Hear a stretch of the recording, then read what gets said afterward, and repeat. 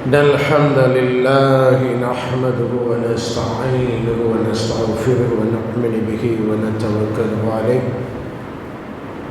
ونعوذ بالله من شرور أنفسنا ومن سيئات أعمالنا. من يهده الله فلا مضل له ومن يضلل فلا هادي له.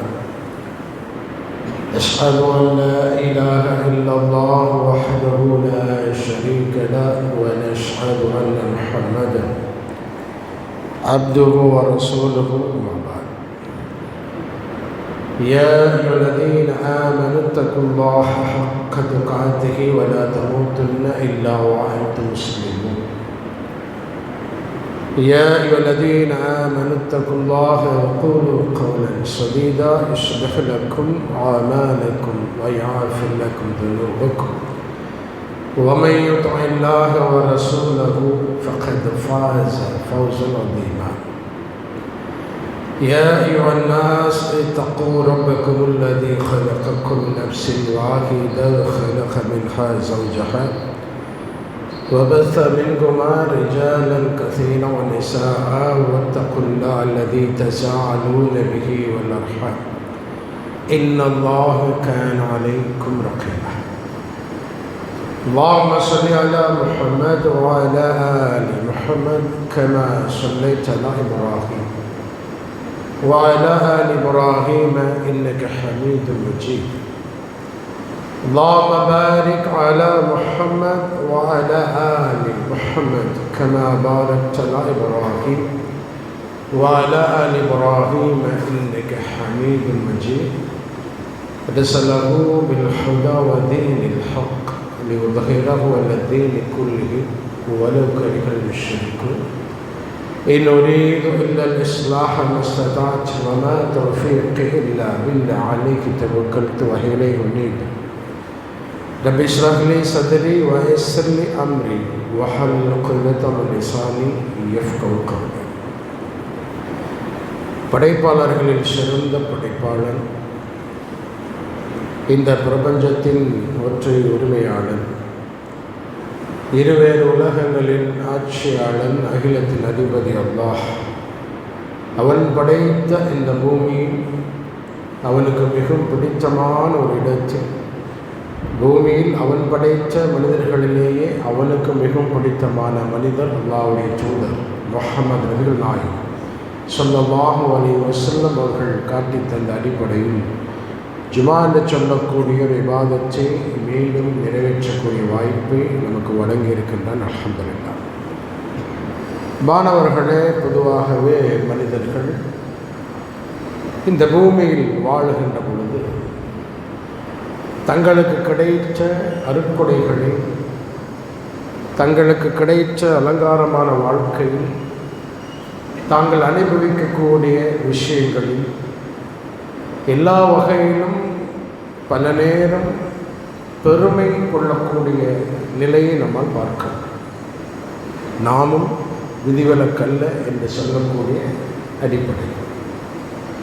இந்த பெருமையின் விஷயத்தில் இரண்டு வகைகள் உண்டு அன்பானவர்கள். முதல் வகை, இந்த பூமியில் தனக்கு கிடைத்த அலங்காரமான, பொருளாதாரமான, செழிப்பான வாழ்க்கை, அதோடு தனக்கு கிடைத்த அழகு, படிப்பு, பதவி, புகழ், அறிவு, பிரபலம், பொறுப்பு, இது மாதிரியாக உலகத்தில் நமக்கு கிடைத்த புற விஷயங்கள் கொண்டு, துனியா ரீதியான காரியங்களை கொண்டு பெருமைக்கப்படக்கூடிய ஒரு அம்சம். இந்த அம்சத்தை பொறுத்தவரை, இந்த காரியத்தை பொறுத்தவரை பெரிய அளவிலான பாவங்கள், பெரும் பாவங்களை செய்தோம் என்று சொல்லக்கூடிய நிலையாக இல்லாவிட்டாலும் நம்முடைய அமல்கள் சில நேரங்கள் அழிக்கப்படக்கூடிய ஒரு பொறுமையில் சேரக்கூடிய ஒரு வகை. எதை கொண்டு? எனக்கு கிடைத்த அழகை, அறிவை, பிரபலத்தை, படிப்பை, பதவியை, பொறுப்பை, எதுவாக என்னிடத்தில் இருக்கக்கூடிய வாகனம், நான் கட்டிய ஓடு, நான் வாழ்ந்து கொண்டிருக்கக்கூடிய அந்த வாழ்வியல் கட்டமைப்பு, என்னுடைய ஸ்டேட்டஸ் என்பது மாதிரியான விஷயங்களில் நாம் காண்பிக்கக்கூடிய பொறுமை, தற்பெருமை, இது ஒன்று. இரண்டாவதாக உள்ள பொறுமை தான் மிக ஜாக்கிரதையாக, மிக கவனமாக, மிக எச்சரிக்கையோடு, மிக நுட்பமாக நாம் நம்மை பாதுகாத்து கொள்ள வேண்டிய ஒரு பொறுமை. என்னது? மார்க்க ரீதியாக, இபாதத் ரீதியாக இறைவனை நினைவு கூறக்கூடிய விஷயத்தில் என்னை நான் மற்ற மனிதர்களிடத்திலே ஒப்பீடு செய்து அவரை விட நான் பரவாயில்லை, பஜ்ஜு தொழுகைக்கு வந்து தொழுது முடித்து விட்டு திரும்பி பார்த்து யாரெல்லாம் இன்றைக்கு பஜ்ஜு தொழுகைக்கு விட்டோம், நோக்கக்கூடிய, ஜகாத்தை கொடுக்கக்கூடிய, சதக்காக்களை செய்யக்கூடிய ஒவ்வொரையான மார்க்கம் நமக்கு எதையெல்லாம் இபாதத் என்று அல்லாஹ்வுடைய குர்ஆனும் அல்லாஹ்வுடைய தூதரும் நமக்கு காட்டி தந்தார்களோ, அல்லாஹ்வுடைய கட்டளை, அல்லாஹ்வுடைய தூதருடைய அந்த போதனையை பின்பற்றி நாம் செய்யக்கூடிய இபாதத், இறை நினைவு, இறை அச்சம் என்ற ரீதியிலான ஒரு மோசமான ஒரு கம்பேரிசன், ஒரு மோசமான ஒப்பீடு. அந்த இடத்தில் நான் மற்ற மனிதர்களை விட பரவாயில்லை என்று நமக்கு நாமே நம்மை சுயமெச்சுதல், ஒரு சுய சிலாகிப்பு, நமக்கு நாமே சற்பெருமை கொள்ளக்கூடிய ஒரு அம்சமும் பல நேரங்களில் நமக்குள்ளே நுழைந்திருக்கும். நான் பரவாயில்லை, நான் தொழுகையாளியாக இருக்கின்றேன், நான் சதக்காவை கொடுக்கின்றேன், கேட்ட மாத்திரத்தில் நான் எடுத்து கொடுத்து விட்டேன் என்று மார்க்கம் நமக்கு கற்றுச்சென்ற அந்த இபாதத்தை, இறை நினைவு கூறுதல், இறை அஹ்லாஸ் என்பது மாதிரியாக நமக்கு நாமே ஒரு தப்பான கற்பிதத்தை சூட்டிக்கொண்டு அதிலே சுய திருப்தியும் நாம நமக்குள்ளே தன்னிறைவும் அடைந்து கொள்ளக்கூடிய ஒரு பெருமை. இது மோசமான பெருமை. இந்த பெருமையிலிருந்து அல்லாஹ் நம்மை பாதுகாக்க வேண்டும்.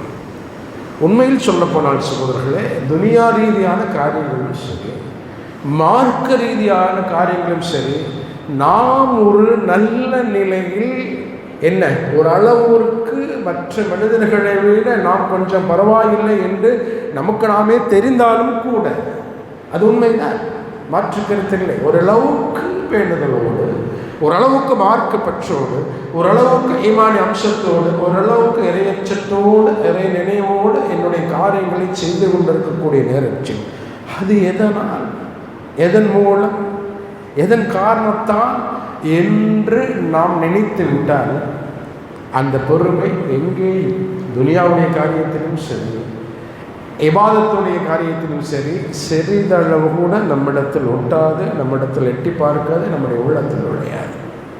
எதனால்? அல்லாஹ்வுடைய அருள் இல்லாமல், அல்லாஹ் நம்மீது புரிந்த அருள் இல்லாமல் இது எதுவுமே சாத்தியமில்லை என்ற சத்தியத்தை, என்ற உண்மையை, என்ற நிதர்சனத்தை உள்ளத்தில் ஆழமாக பதிய வைக்க வேண்டியது. அல்லாஹ்வுடைய அருள், அல்லாஹ்வுடைய அருள் என்பது அல்லாஹ்வுடைய நாட்டம். அல்லாஹ்வுடைய அருள் இல்லாமல் எதுவுமே சாத்தியமில்லை. வரலாறுகளை, நபிமானுடைய வரலாறுகளை, முன் சென்ற மனிதர்களுடைய அந்த பேணுதலை, இறையச்சத்தெல்லாம் படிக்கின்ற பொழுது மிக தெளிவாக அல்லாஹ் அந்த வரலாற்றை சொல்லுகின்ற பொழுது, நபிமானுடைய வரலாற்றை குர்ஆனில் எடுத்து சொல்லுகின்ற பொழுது அல்லாஹ் அந்த வார்த்தையும் சேர்த்தே பயன்படுத்துகின்றான். உதாரணத்துக்கு நபி யூசுப் அலைஹிஸ்ஸலாம், ஒரு பெண் தன்னுடைய அழகை காட்டி அவரை அடைய வேண்டும், அந்த வரலாறு நமக்கு நிறைய முறை கேட்டிருக்குது, செய்தி அது இல்லை. நபி யூசுப் அலைஹிஸ்ஸலாம் அவர்களை அந்த பெண் அவர் மீது ஆசை கொண்டு தனது விருப்பத்திற்கு அழைத்த பொழுது, கடைசியாக விருப்பத்திற்கெல்லாம் அடிபணியாமல் போன பொழுது கடைசியாக சொன்னாள் அந்த பெண், யூசுப், நீ எனது ஆசைக்கு அடிபணியாவிட்டால் உன்னை சிறையிலே தள்ளுவேன். கடைசி அஸ்ரம், ஒரு மிரட்டல்.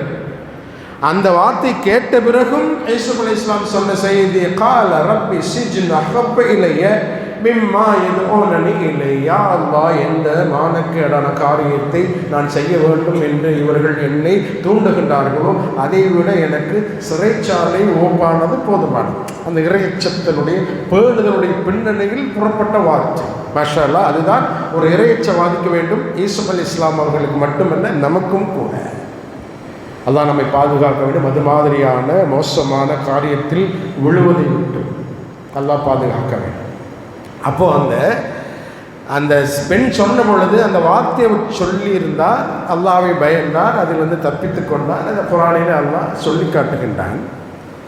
ஆனால் அதற்கு பிறகு அல்லாஹ் சொல்லக்கூடிய வார்த்தை தான் பாருங்களே. அல்லாஹ் சொல்லுகின்றான், அல்லாஹ்வுடைய ஆதாரத்தை 12வது அத்தியாயத்தில் 24வது வசனம் எடுத்து பாருங்க. அல்லாஹ்வுடைய ஆதாரத்தை, அல்லாஹ்வுடைய அத்தாட்சியை கண்டிருக்காவிட்டால் அவரும் அந்த தவறிலே விழுந்திருப்பார். யார் மூலமாக, எதன் மூலமாக நாம் அவரை காப்பாற்றினோம், அவரை தன்னை பாதுகாத்து கொண்டார் என்ற மூலத்தை, என்ற காரணியை அல்லாஹ் சொல்லி காட்டுகின்றார். 12வது அத்தியாயத்தில் 24வது வசனம், அவளோ அவரை திடமாக விரும்பினாள், அழைத்தாள். ஆனால் யூசுப் தனது இறைவனுடைய ஆதாரத்தை மீன்ஸ் அல்லாஹ்வுடைய தன்மையை, அல்லாஹ்வுடைய பிடியை, அல்லாஹ்வுடைய கேள்வியை, அல்லாஹ்வுடைய விசாரணையை, அல்லாஹ்வுடைய பிடியை, இதுதான் அல்லாஹ்வுடைய ஆதாரத்தை கண்டிருக்காவிட்டால் அவரும் அவள் மீது விருப்பம் கொண்டே இருப்பார். அந்த வார்த்தையை அல்லாஹ் பயன்படுத்துகிறான். என்ன? அவள் மீது விருப்பம் கொண்டே இருப்பார். சுப்ஹானல்லாஹ். அல்லாஹ்வுடைய அருள் மூலமாகத்தான் அந்த இடத்தில் ஒரு இறையற்றவாதியாக, அல்லாஹ்வை பயந்தவராக, தன்னை காத்து கொண்டவராக மாறினார் என்ற ஒரு செய்தியை அல்லாஹ் குர்ஆனிலே சொல்கிறார். நபிகள் நாயகம் ஸல்லல்லாஹு அலைஹி வஸல்லம் அவர்களை அல்லாஹ் அறிமுகப்படுத்துகின்ற பொழுது, அடையாளப்படுத்துகின்ற பொழுது நிறைய இடங்களில் அல்லாஹ்வுடைய தூதரை புகழ்த்துவார். நிறைய கேட்டிருக்கின்றோம். வமா அர்ஸல்னாக இல்லா ரஹ்மத்தல் லில் ஆலமீன். நபியே, நீங்கள் உம்மை என்ன அகிலத்திற்கு அருட்கொடையாக அன்றி நாம் அனுப்பவில்லை. என்ன? லக்கத் கான லக்கும் ஃபீ ரசூலில்லாஹி உஸ்வத்துன் ஹஸனா. Prophet Muhammad sallallahu alaihi wasallam is a beautiful role model for you. இந்த தூதரிடத்தில் உங்களுக்கு அழகிய முன்மாதிரி உண்டு. அல்லாஹ் சொன்னான். இன்னொரு இடத்துல சொன்னான், வா இன்னக லஅலா ஹுலுக்கின் அதீம். நிச்சயமாக நபியே, நீங்கள் நற்குணத்தின் மீது தான் இருக்கின்றீர்கள். அல்லாஹ்வுடைய சர்டிஃபிகேட். இந்த ஸ்லாஹிப்பை, அல்லாஹ்வுடைய தூதருக்கு வழங்கிய சான்றிதழை, பாராட்டுதலை எல்லாம் சொன்ன அல்லாஹ் தான் நபிகள் நாயகம் ஸல்லல்லாஹு அலைஹி வஸல்லம் அவருடைய நளினத்தை, மென்மையை, நற்குணத்தை சொல்லுகின்ற பொழுது ஒரு இடத்திலே சொல்லுகின்றார், அல்லாஹ்வுடைய அருள் மட்டும் உங்களிடத்தில் இருந்திருக்காவிட்டால், அல்லாஹ்வுடைய துணை மட்டும் உங்களுக்கு இருந்திருக்காவிட்டால் நீங்கள் அவரிடத்திலே நளினமாக, மென்மையாக நபியை நீங்கள் நடந்து கொண்டிருக்க மாட்டீர்கள். புரிஞ்சுதுங்களா செய்தி? அல்லாஹ்வுடைய அருள் மட்டும் இருந்திருக்காவிட்டால் என்ன?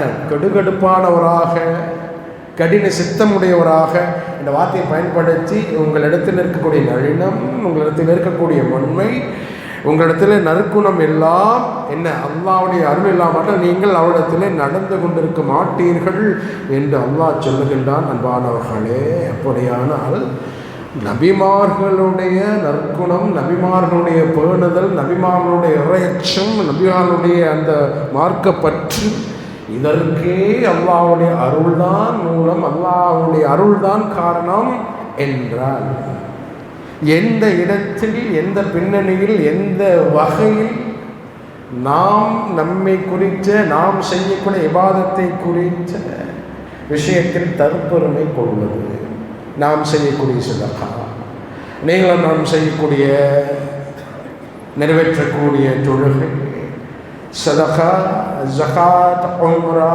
ஹஜ் என்று எந்த வகையிலும் எதுவாக இருந்தாலும் அது நமது முடிவாக, நமது முயற்சியாக, நமது சாமர்த்தியமாக, நமது பேணுதலாக, நமது மார்க்கப்பற்றாக, நமது புத்திசாலித்தனமாக இல்லை. அனைத்தும் நிச்சயமாக, சத்தியமாக அல்லாஹ்வுடைய அருளால் மட்டுமே சாத்தியம் என்பதை புரிந்துதான் ஒரு இபாதத்தை நாம் செய்ய வேண்டும். சரி, அது மட்டுமா? எந்த ஒன்றும் அல்லாஹ்வுடைய அருள் என்பது அல்லாஹ்வுடைய நாட்டம் தான். இந்த பூமியில் எந்த அடிப்படையில் நாம் நடந்து கொண்டாலும், நாம் இந்த பூமியில் சந்திக்கக்கூடிய, கேட்கக்கூடிய, நாம் பார்க்கக்கூடிய, நமக்கு முன்னால் நிகழக்கூடிய எந்த ஒன்று, ஒரு காலடியை நான் அடுத்தடி எடுத்து வைப்பதற்கு, இந்த கண் சிமிட்டலை இப்போ சிமிட்டிட்டேன், இந்த கண் சிமிட்டல் 3-4 வினாடி நானும் நீங்களும் அடுத்த கண் சிமிட்டலுக்கு இப்போ துடித்து கொண்டிருக்கக்கூடிய இந்த ஹிருதயம் இப்போ துடிக்கும். அடுத்த துடிப்பு, அது துடிப்பதற்கு நடந்து வந்து கொண்டிருக்கக்கூடிய நான் இடது காலை வைத்து விட்டேன், வலது காலை எடுத்து வைப்பதற்கு அல்லாஹ்வுடைய அருள், அல்லாஹ்வுடைய நாட்டம் இல்லாமல் சாத்தியம் இல்லை என்றால் வேறு எது சாத்தியமாகும்? உதாரணத்துக்கு கடந்த 10 நாட்களுக்கு முன்னால் நடந்த ஃப்ளைட் ஆக்சிடென்ட். அஹமதாபாத்திலிருந்து புறப்பட்ட அந்த விமானம் 242 பேரோடு புறப்பட்ட அந்த விமானம் உதாரணத்திற்கு 1:37 டேக் ஆஃப், 1:37 டேக் ஆஃப். உலகத்தில் அதே நேரத்தில் உலகத்தினுடைய பல விமான நிலையங்கள், பல பிரமாண்டமான விமானங்கள், நாட் ஒன்லி இந்தியா, உலகத்தில் இருக்கக்கூடிய அத்துணை சர்வதேச, அது டொமஸ்டிக், இன்டர்நேஷ்னல், இந்த எந்த ஏர்போர்ட்டாளாக இருந்தாலும் பல ஆயிரம் அந்த யூடியூப் வீடியோவில் பார்த்துருப்போம். அந்த விமானங்கள் பறக்கக்கூடிய அந்த செய்தியெல்லாம் அந்த ஜிபிஎஸ் எல்லாம் போட்டிருப்பாங்க. கூட்டமாக மேலுங்கிலுமாக பறப்பதை நம்ம பார்க்கும்போது அது ஏதோ ஒன்று அப்படி கூட்டமாக மனிதர்கள் நடந்து போவதை போல உண்டு. உலகத்தில் அத்தனை விமான நிலையங்களிலிருந்தும் டேக் ஆஃப் ஆன பல ஆயிரக்கணக்கான விமான நிலையங்கள் பறந்து உயர்ந்த பொழுது, டேக் ஆஃப் ஆன பொழுது என்ன, விண்ணில் பறந்து சீறி தனது இலக்கை, தனது தூரத்தை சென்று செல்லக்கூடிய தூரத்தை நாட்டை அடைந்த பொழுது 1:37 புறப்பட்ட அந்த விமானம் 1:38 மருத்துவ மாணவர்கள் தங்கியிருந்த விடுதியின் மீது விழுந்து விபத்திற்கு உள்ளாகி 841 தங்கியிருந்த சிலர்கள் மரணித்து போனார்கள் என்று சொன்னால் நாம் நினைத்து கொள்ள வேண்டியது இந்த புற காரியங்கள் மட்டுமல்ல மாணவர்களே.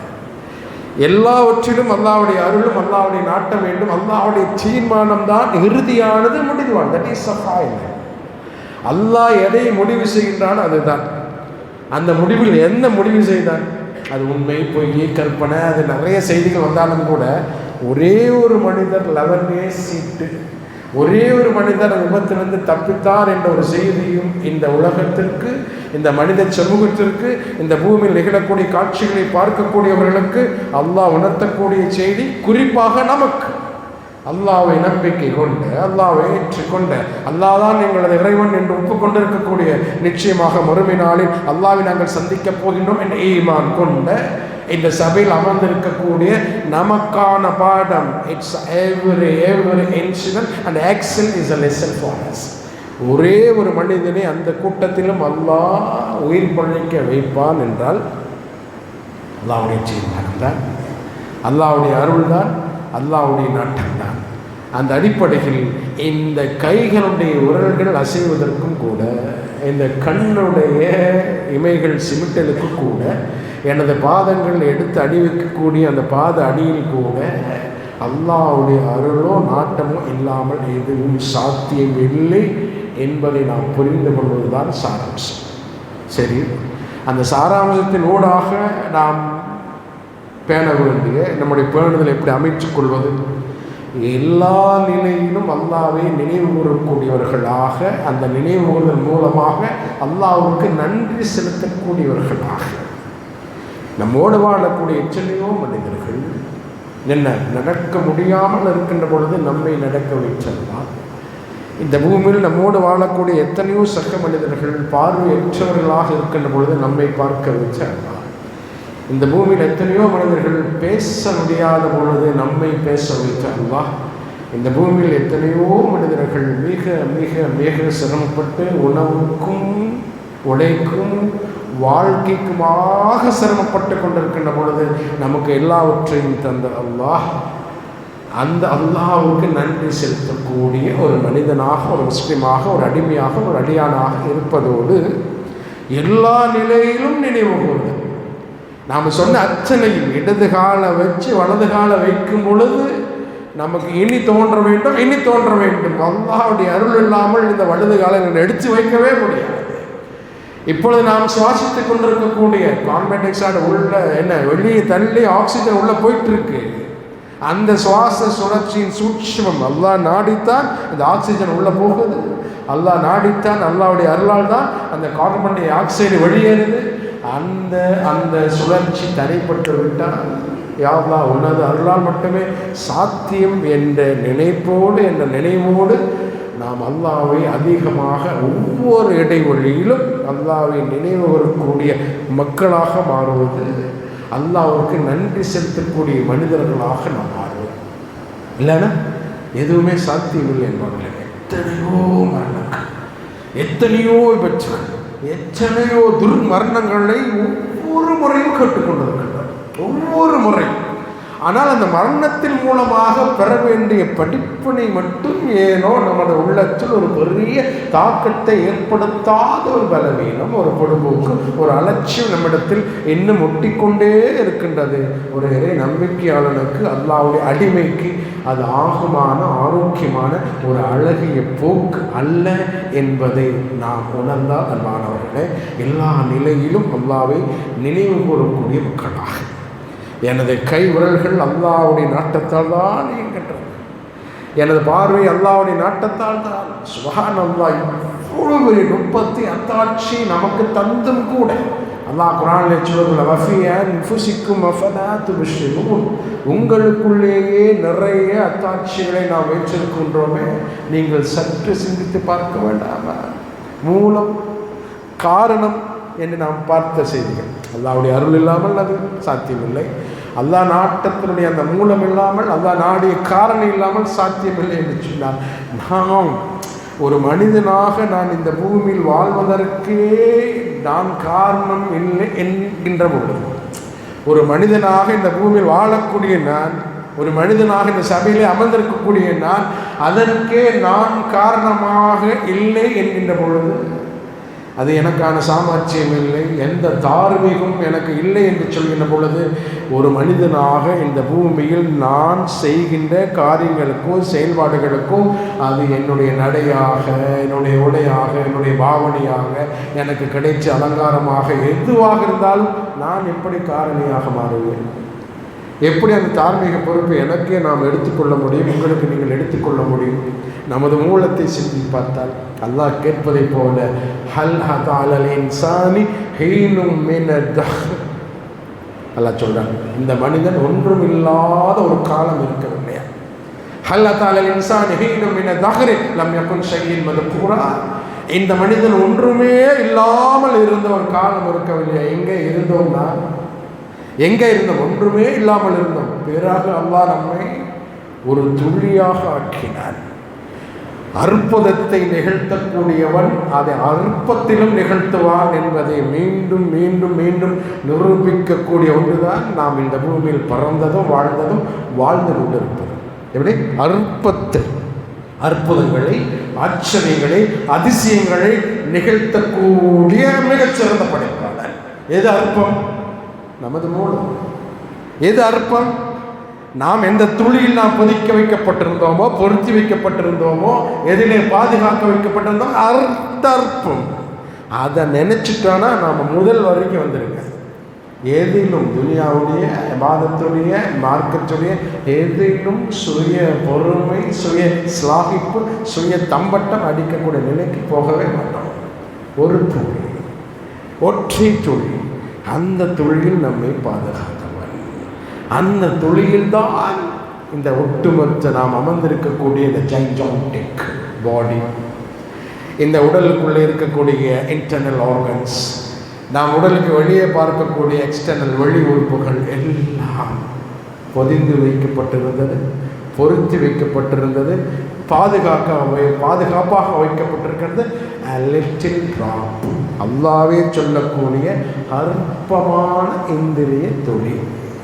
அந்த அற்பமான இந்திரிய துளியில்தான் எதுவெல்லாம், இந்த முடியின் அடர்த்தி அதில்தான், இந்த நெற்றியின் அகலம் அந்த துளியில்தான், இந்த புருவத்தின் வளைவு அந்த துளியில்தான், இந்த மூக்கின் நுனி, நாக்கின் நீளம், பற்களின் வரிசை, இந்த தாடியின் அடர்த்தி, கைவிரலுடைய நீளம், கைவிரல் நகக்கூடிய நகங்கள், காதலுடைய வளைவு, உதட்டின் சுழிப்பு, மார்பகத்தினுடைய நீளம், முதுகினுடைய பாதத்தினுடைய உறுதி, என்ன இந்த எடை, இந்த நிறம் எல்லாம் சுப்ஹானல்லாஹ் பொருத்தி வைக்கப்பட்டிருந்தது. அல்லாஹ் சொல்லக்கூடிய இந்த அற்பமான துளியில்தான் நீங்கள் படைக்கப்பட்டிருந்தீர்கள் என்று சொல்லி இருக்க, அந்த அற்பமான தொழிலில் வந்த நாம் பெருமை கொள்வதற்கும் தற்பெருமை கொள்வதற்கும் முகாந்திரம் இல்லை என்பார்களே. காரணம் அந்த அனைத்தும் அது அல்லாஹ்வுடைய அருளால் என்றால் நாம் பேசுவது, நாம் நடப்பது, நாம் கொடுப்பது, நாம் எடுப்பது, என்ன நாம் பார்ப்பது எல்லாம் எல்லாம் எல்லாம் அல்லாஹ்வுடைய அருளால் அன்றி சாத்தியமல்ல. குறிப்பாக இந்த பூமியில் நற்குணத்தோடோ இபாதத்தோடோ இறை நினைவோடோ இறை அச்சத்தோடோ அஹ்லாஸோடோ அல்லாஹ்வை நினைவு கூறக்கூடியவனாகவோ ஒரு தொழுகையாளியாகவோ ஒரு நல்ல குணமுடையவனாகவோ நாம் இந்த பூமியில் வாழ்ந்தாலும் கூட அது நமது சாமர்த்தியமோ நமது அறிவோ நமது முடிவோ நமது முயற்சியோ அல்ல. இந்த பிரபஞ்சத்தை படைத்த, இந்த பிரபஞ்சத்தில் பூமியை படைத்த, பூமியில் நம்மை படைத்த, நம்மை வாழ வைத்துக் கொண்டிருக்கின்ற அல்லாஹ் ரப்புல் ஆலமீனுடைய அருளால் மட்டும்தான் சாத்தியம் என்பதை அறிந்து புரிந்து தெரிந்து தெளிந்து உணர்ந்து தில்லவல்லா சுப்ரி கடைசி மூச்சு வரை அல்லாஹ்வுக்கு நன்றி செலுத்தக்கூடிய, அல்லாஹ்வை நினைவுறக்கூடிய மக்களாக வாழ்வதற்குண்டான பக்குவத்தை ஒரு ரஹ்மான் நம் அனைவருக்கும் தருவானாக. வாஹிர் தஅவானா அல்ஹம்துலில்லாஹி ரப்பில் ஆலமீன். அல்ஹம்துலில்லாஹி ரப்பில் ஆலமீன் அர்ரஹ்மானிர் ரஹீம் மாலிகி யௌமிddin. اللهم صل على محمد وعلى آل محمد كما صليت على إبراهيم وعلى آل إبراهيم إنك حميد مجيد. اللهم بارك على محمد وعلى آل محمد كما باركت على إبراهيم وعلى آل إبراهيم إنك حميد مجيد. மாணவர்களே, அல்லாஹ் இந்த பூமியில் நம்மை படைத்து இந்த பூமியில் வாழ்வதற்குண்டான எல்லா விதமான அருட்கொடைகளை நமக்கு தந்து குறிப்பிட்ட காலம் இந்த பூமியில் வாழக்கூடிய கால அவகாசத்தை தந்திருக்கிறது. கொஞ்சம் முன்னாடி வந்துடலாமா? நிறைய பேர் நிற்கிறாங்களே, கொஞ்சம் நெருங்கி உட்காரலாம். கொஞ்சம் நெருங்கி உட்காருங்க, நிற்கிறவங்க உட்காந்துக்கலாம். அகன்பானவர்களே, நமக்கு தரப்பட்ட இந்த வாழ்க்கை, இந்த வாழ்க்கையில் தரப்பட்ட நேரம், தரப்பட்ட பொருளாதாரம், தரப்பட்ட அறிவு எல்லாம் அல்லாஹ்விற்காக செலவிடப்பட வேண்டும், அல்லாஹ்விற்காக பயன்பட வேண்டும், அல்லாஹ்விற்காக பிரயோஜனப்பட வேண்டும்.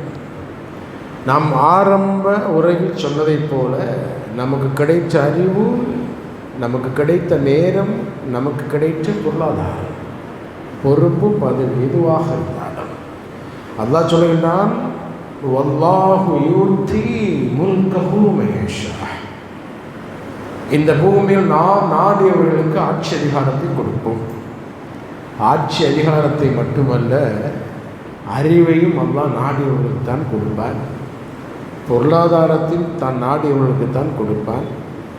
தான் யாருக்கு நாடினானோ அவர்களைத்தான் அல்லாஹ் தேர்வு செய்வான், தனது மார்க்கத்தின் அடிப்படையில் பயணிக்கக்கூடியவர்களாக. அந்த அடிப்படையில் அல்லாஹ் நம்மை தேர்வு செய்து வைத்திருக்கின்றான். இந்த இடத்தில் தான் ஒரு ஒப்பீடு வேண்டும். அல்லாஹ்வுடைய தேர்வின் விஷயத்தில் அல்லாஹ்விற்கு ஷுக்ர், அல்லாஹ்வுடைய தேர்வின் விஷயத்தில் அல்லாஹ்விற்கு நன்றி. 850 கோடி மனிதர்கள் வாழக்கூடிய டுடேஸ் பாப்புலேஷன் 850 crores. இன்றைக்கு இந்த 850 கோடி மனிதர்களில் மிக மிக குறைந்த அளவு 250 கோடி முஸ்லீம். அந்த 250 கோடியிலும் அல்லாஹ்வை ஏற்றுக்கொண்டவர்களாக வாழக்கூடிய மிக குறைவு. அதிலும் சுபஹான் அல்லாஹ், சுபஹான் அல்லாஹ், அல்லாஹ்வுக்கு எந்த இணையும் வைக்காமல், ஷிர்க் செய்து விடாமல், என்ன பெருமாவும் கொண்ட அராம்களை செய்து விடாமல் ஓரளவுக்கு பேணுதலோடு வாழ வேண்டும் என்று ஓரளவு பேணுதலை தந்து அல்லாஹ் நம்மை தேர்வு செய்திருக்கிறார். இப்போ நாம் புரிந்து கொள்ள வேண்டியது, எனக்கு தரப்பட்ட அறிவு அல்லாஹ்வுடைய திருப்தி பெறுவதற்காக பயன்பட வேண்டும். எனக்கு தரப்பட்ட பொருளாதாரமும் அல்லாஹ்வுடைய திருப்தியை பெறுவதற்காக பயன்பட வேண்டும். எனக்கு தரப்பட்ட நேரமும், என்ன டைம் இஸ் கோல்டுன்னு சொல்லுவோம், நேரம் பொன் போன்றது, அந்த நேரமும் அல்லாஹ்வுடைய திருப்தியை பெறுவதற்காக மட்டுமே பயன்பட வேண்டும். அல்லாஹ் அதை தந்து தான் சோதிப்பான். ஒரு பெரிய அறிவாளியாக நாம் நம்ம நினைத்து கொண்டாலும் உண்மையிலே அறிவு இருக்குன்னு வச்சுக்கிறோம். இருக்குதானே, மனிதன் அறிவாளி தானே, நம்ம அறிவு இருக்கு. நான் உனக்கு தந்த அறிவை நீ எப்படி பயன்படுத்துகின்றாய் என்று அல்லாஹ் சோதிப்பார். நான் உனக்கு தந்த நேரத்தை நீ எப்படி பயன்படுத்துகின்றாய் என்றும் அல்லாஹ் சோதிப்பான். நல்ல முறையில் மார்க்கத்தை கற்றுக்கொள்ளக்கூடிய வகையில், அல்லாஹ்வுடைய நன்மை பெறக்கூடிய விஷயத்தில் அல்லாஹ்வுடைய குர்ஆனோடு அல்லாஹ்வுடைய தூதருடைய பொன்மொழிகளோடு நல்ல விஷயங்களை செலவழிப்பதற்காக நீ அந்த நேரத்தை செலவழித்தாயா என்பதோடு அல்லாஹ் தந்த அந்த பொருளாதாரத்தில் நீங்கள் எப்படி செலவழிக்கின்றீர்கள் என்ற சோதனையை அல்லாஹ், பொருளாதாரம் அற்று வறுமையோடு இந்த பூமியில் வாழ்வது மட்டும் அல்ல அன்பானவர்களை, சோதனை நன்றாக புரிந்து கொள்ள வேண்டும். காசே இல்லை, வருமானமே இல்லை, சம்பாத்தியமே இல்லை, வறுமை, பிள்ளைகளை படிக்க வைக்க பொருளாதாரம் இல்லை, மிக சிறிய வீட்டில் 3000 வீட்டில் வாடகைக்கு குடியிருக்கிற, இது வறுமை மட்டுமே சோதனை இல்லை. நம்மிடத்தில் அப்படியான ஒரு தப்பான கற்பிதம் உண்டு. பொருளாதாரம் இருப்பதும் சோதனை. என்ன சோதனை? ஒரு ஹதீஸ் போதுமானது. ஏழைகளை விட 500 ஆண்டுகள் பின்தங்கித்தான் பொருளாதாரம் படைத்தவர்கள் சொர்க்கத்திற்கு போவார்கள். இது ஒரு பெரிய சோதனை பார்த்தாதான். ஏழைகளை விட பணக்காரர்கள் 500 ஆண்டுகள் பின்தங்கிதான் சொர்க்கத்திற்கு போவார்கள். அல்லாஹ் பாதுகாக்க வேண்டும். அப்படியான பணக்காரர்கள் லிஸ்டில் இந்த பூமியில் பணக்காரர்களாக வாழக்கூடிய நாம் ஒருபோதும் ஆகிவிடக்கூடாது. அல்லாஹ் எந்த விசாரணை நம்மிடத்தில் வைத்தானோ அந்த விசாரணை உரிய முறையான பதிலை சொல்லி அல்லாஹ்வுடைய திருப்தியை பெற்று சொர்க்கத்திற்கு போகக்கூடிய, அப்படி அல்லாஹ் பல ரீதியாக பல விதங்களில் எல்லா வகையிலும் அல்லாஹ் பொருளாதாரத்தை செலவழிக்க வேண்டும் என்று அவனது புத்தகத்தின் குர்ஆனின் மூலமாக அவனுடைய தூதர் மூலமாக சொல்லிவிட்டான். அப்படி பொருளாதாரம் கொடுக்கப்பட்டவர்கள் எப்படி அதை செயல்படுத்துகின்றார்கள் என்றும் அல்லாஹ் சோதிப்பான் என்று சொன்னால், அந்த தேர்வில் வெற்றி பெற வேண்டுமா இல்லையா? அந்த எக்ஸாமில் பாஸ் ஆக வேண்டுமா இல்லையா? எப்படி வெற்றி பெறுவது, எப்படி பாஸ் ஆவது? என்னிடத்தில் இருக்கக்கூடிய அந்த எக்கனாமிக்கல் ஸ்டேட்டஸ், அந்த எக்கனாமிக்கல் சைக்கிளிங், அந்த பொருளாதார சுழற்சி, அந்த எக்கனாமிக்கல் க்ரோத், பொருளாதார வளர்ச்சி, எக்கனாமிக்கல் வெல்த், அந்த பொருளாதார திறன் எல்லாவற்றையும் அல்லாஹ்வுடைய திருப்தியை பெறுவதற்காக எங்கேயெல்லாம், எந்த வழியிலெல்லாம், எந்த விதத்திலெல்லாம், எந்த வாசலெல்லாம், எந்த முறையிலெல்லாம், எந்த திட்டங்களுக்காகவெல்லாம், எந்த கேள்விக்காகவெல்லாம், எந்த கோரிக்கைகளுக்கெல்லாம் கேட்கப்பட்டதோ எந்த வகையிலும் அதை பற்றிய குறுக்கு சிந்தனை இல்லாமல் அள்ளி கொடுப்பது, அதில் மிக பிரதானமானது சுப்ஹானல்லாஹ், அல்லாஹ்வுடைய வீட்டிற்காக கொடுப்பது. நிறைய தர்மங்கள், நிறைய நிறைய நிறைய சதகாக்கள், ஜகாத்துகள் ஒவ்வொரு நாம் கொடுத்தாலும் அல்லாஹ்வுடைய வீட்டிற்கு கொடுக்கக்கூடிய அந்த பொறுப்பை நாம் மிகச் சரியாக பயன்படுத்த வேண்டும். இந்த இடத்தில் ஒரு கம்பேரிசன், முஸ்லிம் முபஷ்ஷிர் என்று சொல்லக்கூடிய இந்த அல்லாஹ்வுடைய வீடு மட்டுமல்ல, எந்த அல்லாஹ்வுடைய வீடாக இருந்தாலும் அந்த வீட்டை நிர்வகிப்பதற்குண்டான ஒரு நெருக்கடி, ஒரு சோதனை, ஒரு பலவீனம் யாருக்கும், இந்த பூமியில் இருக்கக்கூடிய எந்த அல்லாஹ்வுடைய வீட்டிற்கும், அல்லாஹ்வை வணங்கி வழிபடக்கூடிய, தொழுகை நிறைவேற்றக்கூடிய எந்த கட்டிடமாக, ஷெட்டோ கட்டிடமோ, எவ்வளவு பெரிய பிரம்மாண்டமான ஸ்ட்ரக்சரோ எதுவாக இருந்தாலும் அல்லாஹ்வுடைய வீட்டுக்கு தாங்க என்று கேட்கக்கூடிய, யாசக நிலைக்கு தள்ளக்கூடிய ஒரு நிலையை அல்லாஹ்வுடைய வீட்டிற்கு இபாதத்தை நிறைவேற்றுவதற்காக வந்து போகின்ற நாம் ஒரு காரணியாக மாறிவிடவே கூடாது. நமது வீட்டிற்கு மனைவிடத்தில் பிள்ளைகளுக்காக, பெற்றோருக்காக எப்படி கேட்டு இது வேணுமா அது வேணுமா, வழியை முடிஞ்சுதா, ஸ்கூல் ஃபீஸ் கட்டியாச்சா, கேஸ் வாங்கியாச்சா, கரண்ட் பில் கட்டியாச்சா என்று ஒரு குடும்ப தலைவனாக, அந்த பொறுப்பை நிர்வகிக்கக்கூடியவனாக, அந்த திராணியை பெற்றவனாக நாம் எப்படி ஒரு சுயமாக நாம் கேட்போமோ அதே அளவு பொறுப்பும் கடமையும் அல்லாஹ்வுடைய வீட்டுக்கு உண்டு. எல்லா பள்ளிவாசலும் பொதுவாக துண்டப்படுத்தி பள்ளிவாசல் நிர்வாகத்துக்காக தாங்க என்று கேட்கக்கூடிய வழமை உண்டு. அந்த வழமையை நாம் மாற்ற வேண்டும். எந்த அளவுக்கு, எந்த பள்ளிவாசலாம் வந்து போய் நாம் கேட்க வேண்டும், பள்ளிவாசலுக்கு கரண்ட் பில் கட்டியாச்சா, இமாமுக்கு சம்பளம் கொடுத்தாச்சா, சுத்தப்படுத்தக்கூடிய அந்த பொருள்கள்லாம் வாங்கியாச்சா, வேறு விசாபிகளுக்கு சம்பளம் கொடுத்தாச்சா, பள்ளிவாசலுக்கு வேறு என்ன தேவை, வேறு ஏதாவது தேவை இருக்கா என்று நாம் வாலண்டியர் ரெக்வெஸ்ட், நாம முன்வந்து கேட்டு அந்த தேவையை பூர்த்தி செய்யக்கூடிய இடத்தில் இருந்தால் அல்லாஹ் நமக்கு வழங்கிய பொருளாதாரத்தில் கனகச்சிதமாக மிகச்சரியாக அல்லாஹ்வுடைய திருப்தி பெறக்கூடிய விதத்தில் அந்த பொருளாதாரத்தை செலவழித்தோம் என்ற பட்டியலில் நாம் வருவோம். இதுதான் திரும்பவும் சொல்கிறேன், நாட் ஒன்லி மஸ்ஜித் முபஷ்ஷிர், உலகத்தில் எந்த பள்ளிவாசலாக இருந்தாலும் அங்கே முசல்லிகளாக தொழிலுக்காக போகக்கூடியவர்களாக இருந்தால் நாம் இன்றைக்கும் உங்களிடத்தில் இந்த பள்ளிவாசலுடைய பராமரிப்பு செலவுகளுக்காகத்தான் கேட்கப்படும். எப்பவும் கேட்கிறதான வளமையாக கொடுக்கிறதான என்பது மாதிரியான ஒரு ஓர சிந்தனை இல்லாமல் நாம் வந்து போகின்ற வீடாச்சு, பூமியிலே அல்லாஹ்வுக்கு மிகவும் பிடித்தமான ஒரு வீடாச்சு, ஒரு இடமாச்சு, நாம் போய் தொழக்கூடிய ஒரு பள்ளிவாசலாச்சு. இதற்கு இதனுடைய தேவையை பூர்த்தி செய்யக்கூடிய பொறுப்பும் எனக்கும் உண்டுதானே என்ற எண்ணத்தோடு, நல்ல எண்ணத்தோடு அதற்கு அல்லாஹ் சொல்வதை மந்தல்லதி அக்கறைக்குள்ளாக கருதன் அசனன், அல்லாஹ்வுக்கு அழகிய முறையில் கடன் கொடுக்கக்கூடிய யார் என்று அல்லாஹ் கேட்கின்றானே, அந்த கடனை அல்லாஹ்வுடைய திருப்தியை பெறுவதற்காக, அல்லாஹ்வுடைய வீட்டிற்காக, மஸ்ஜித் முபஷ்ஷிருக்காக ஒவ்வொரு மாதம் வாரம் கொடுக்கறதில்ல, ஒவ்வொரு மாதம் கேட்டு கொடுக்கணும், சந்தாவாக கொடுக்கணும். மாதம் 1000 என்னால் சந்தா கொடுக்கக்கூடிய தாக்கத்தை உண்டா, வாக்குறுதி கொடுப்போம் சொல்லுவாங்க. வாரம் 500 கொடுக்கக்கூடிய பொருளாதார திறன் எனக்கு உண்டா, நாம் தைரியமாக அல்லாஹ்வுடைய உதவி மீது நம்பிக்கை, அல்லாஹ் கொடுத்தா திரும்ப தருவான் என்ற நம்பிக்கை வைத்து சந்தாக்களை நீங்கள் தொடர்ச்சியாக பொருளாதார பள்ளிவாசலுக்காக இருக்கிற ஜுமாவுடைய நாட்களில் அதிகமாக வாரி வழங்கினால் இன்ஷா அல்லாஹ் அல்லாஹ் நமக்கு வழங்கிய பொருளாதாரத்தை மிகச்சரியாக செலவு செய்தோம் என்ற ஒரு தன்னிறைவோடு இந்த பூமியில் வாழ முடியும். அல்லாஹ்வுடைய வீட்டிற்கு நான் செலவு செய்தேன் என்ற திருப்தி நமக்கு கிடைக்கும். அந்த திருப்தி கிடைத்தால் அல்லாஹ்வும் நம் மீது திருப்தி கொண்டவனாக, அல்லாஹ்வுடைய திருப்தியின் மூலமாக நமக்கு நன்மை மதியம் கிடைக்கும்.